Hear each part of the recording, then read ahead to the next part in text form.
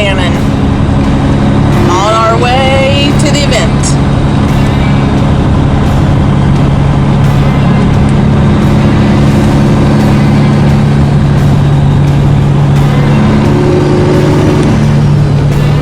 Say hello, Zach.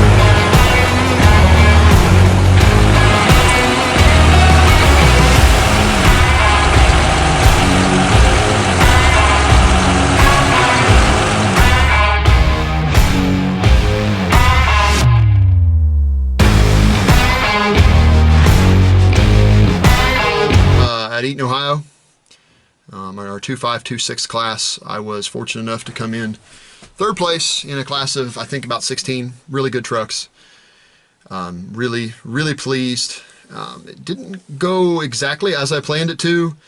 As you saw, everything went pretty smooth getting over there, and we get over there and I am first hook, which with a really new combination, I was, at first, I don't like I'm going to be late, but at first I wasn't very happy about that, but okay, fine, I'll be first hook. Worst case scenario, I'll come back if I don't like something about it, since we got a new chassis set up, and so I thought, okay, let's make the best of it. We'll be first hook, that's fine.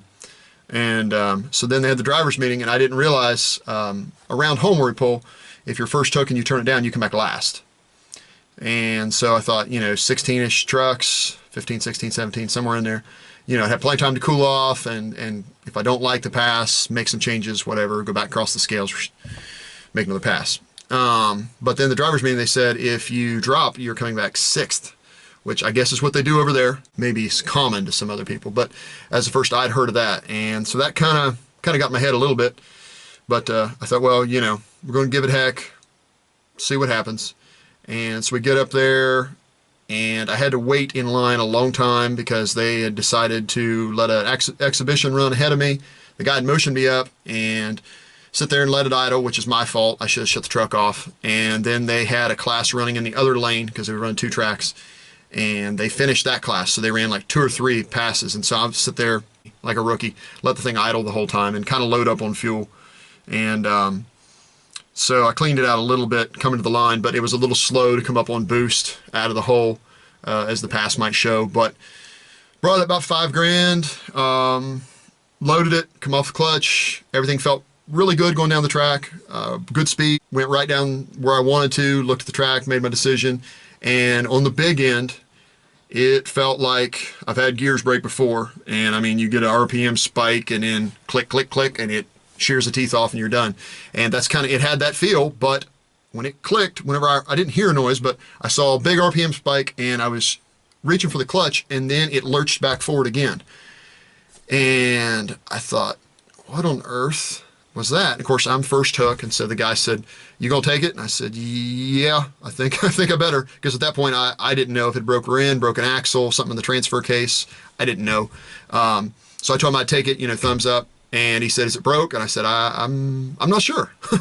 But they didn't reset the sled, so everything was good. So we kept the pull, and I went back to the trailer just assuming, because, you know, the truck was moving, as the video will show, the truck was moving whenever, you know, whatever happened in my mind that caused the flare-up happened. So I assumed that I wasn't even close. I mean, couldn't hear the announcer announce distances, so I had no idea where I was, and I was a little bummed.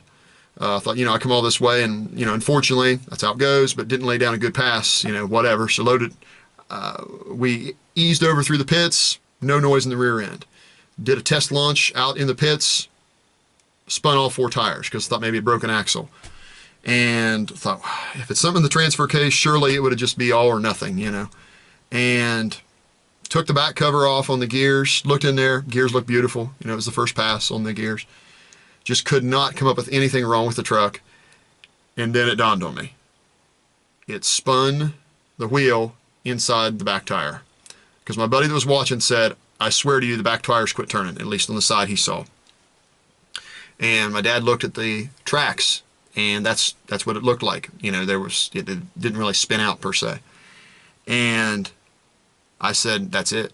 Because I've seen these trucks as tires. I've seen people spin the rims inside these tires. So we came back, went to the tire, smelled, sure enough, burnt rubber. It had rotated the wheel inside. So that's what it had done. It had been fine because you have that horsepower, you bust it loose on the line going down the track, but as the pan smacked on me, max torque, woof. And apparently it spun them. It didn't smoke them. It didn't just totally quit, but it spun them enough, spiked RPM, and then apparently it gripped and surged me forward just a little bit further. But it certainly hurt the momentum of the truck. But figured out that's what had happened at that point. So I was a little bummed. Like, well, okay. Went back over, and then they announced distances. Lo and behold, could have blown me away. I literally had no idea because nobody had heard the distances. But lo and behold, I got 3rd place. Blew me away. Totally blessed.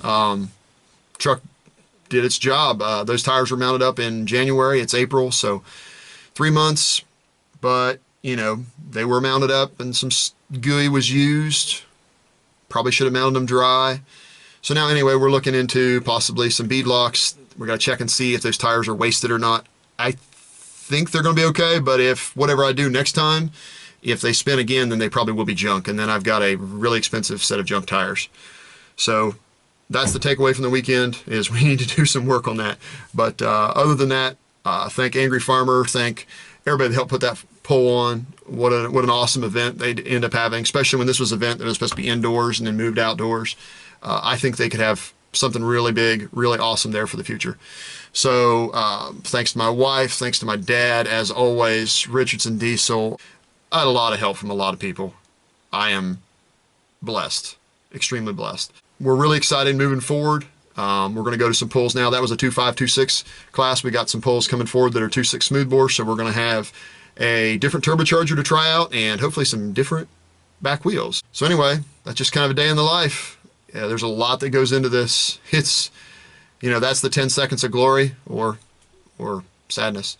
But, you know, from all the off-season work, you know, getting it there, 3 hours, getting it there, trailering it there, you saw a peek inside of a lot of things that go on, and then getting it home and all that. So there's just a lot that goes into it. But anyway, a lot of people to thank. As always, thanks for watching.